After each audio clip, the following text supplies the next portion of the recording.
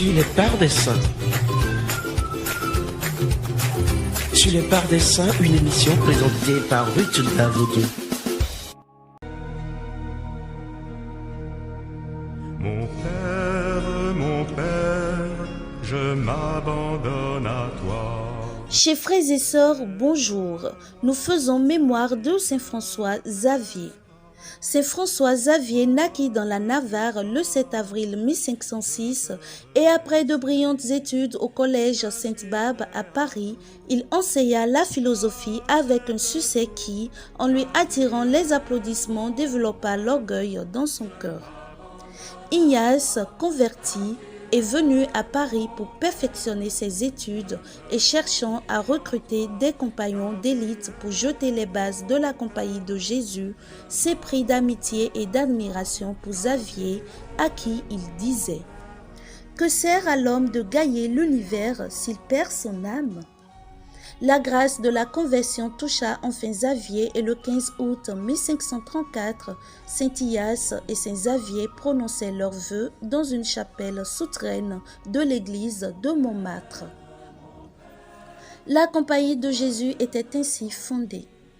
Quelques années plus tard, Xavier, devenu prêtre, sanctifié par le jeûne et l'oraison, était prêt pour sa mission providentielle.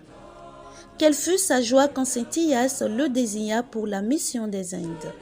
Son séjour sur le vaisseau fut un véritable apostolat auprès des matelots. Arrivé en terre indienne, il commença par la conversion de Goya, la capitale, où les Portugais avaient déshonoré le christianisme par tous les vices. En 1057, une mission finie, une autre l'appelait. L'ambition du salut des âmes était insatiable dans son cœur.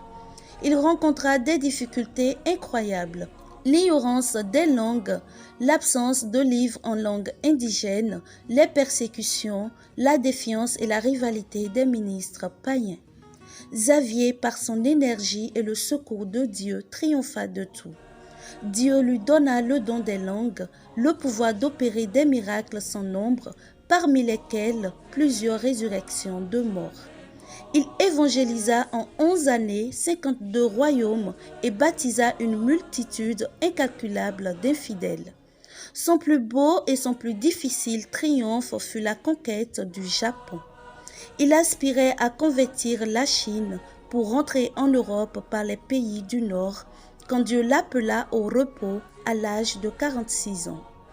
Il a été canonisé le 12 mars 1622 à Rome par Grégoire XV.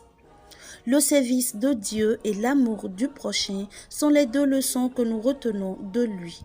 Ainsi s'achève votre émission de ce jour. Portez-vous bien et à demain.